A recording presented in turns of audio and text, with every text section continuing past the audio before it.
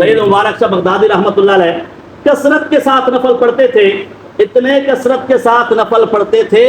فرمایا کرتے تھے کہ 3 سال ایسے گزر گئے، ساری رات مصلے کی پشت پہ گزر جاتی اور دن کو روزہ ہوتا۔ فرمایا 3 سال کے بعد اللہ نے میرے باطن کی آنکھ کو کھول دیا، اور ایسا کھولا، فرمایا کرتے تھے 1 کلومیٹر دور بندہ ہوتا تھا، میرا پروردگار مجھے اطلاع دے دیتا تھا یہ بندہ کون ہے، اس کا نام کیا ہے اور اس کا کام کیا ہے۔ ہمارے اسی جنگ کے ایک تبلیغی جماعت کے مرکز میں مقیم رہے ہیں، ان سے میں نے ایک مرتبہ پوچھا، وہ پیر سید مبارک شاہ بغدادی رحمۃ اللہ کے خادم رہے ہیں، میں نے ان سے پوچھا کہ آپ تو ان کے ساتھ خادم رہے ہیں، کوئی خاص بات مجھے بتا دیں۔ کہتے ہیں ایک مرتبہ پرانے وقتوں کی بات ہے، میں آنا جانا تو تھا ہی صحیح، ان کے خزانچی تھے، کہتے ہیں کہ میں نے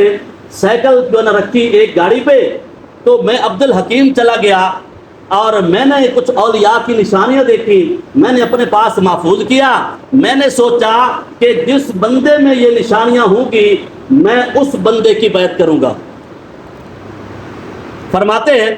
کہ جب میں عبد الحکیم پہنچا، پتہ چلا وہ تو آگے میاں چنو کی طرف کہیں تشریف لے گئے، میں نے سائیکل پھر گاڑی پہ رکھی اور پھر ان کے پیچھے چلا گیا۔ فرماتے ہیں جب میں وہاں پہنچا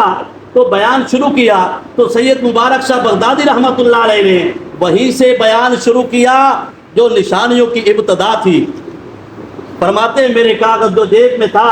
جو میں نے لکھی ہوئی تھی، ایک ایک کر کے وہی نشانیاں بتائیں کہ اے ولی کی یہ نشانی ہوتی ہے، وہ نشانیاں میری جیب میں ہیں، میں ان کے بیان میں پہنچا، ابھی ملاقات ہی نہیں ہوئی۔ تو فرمایا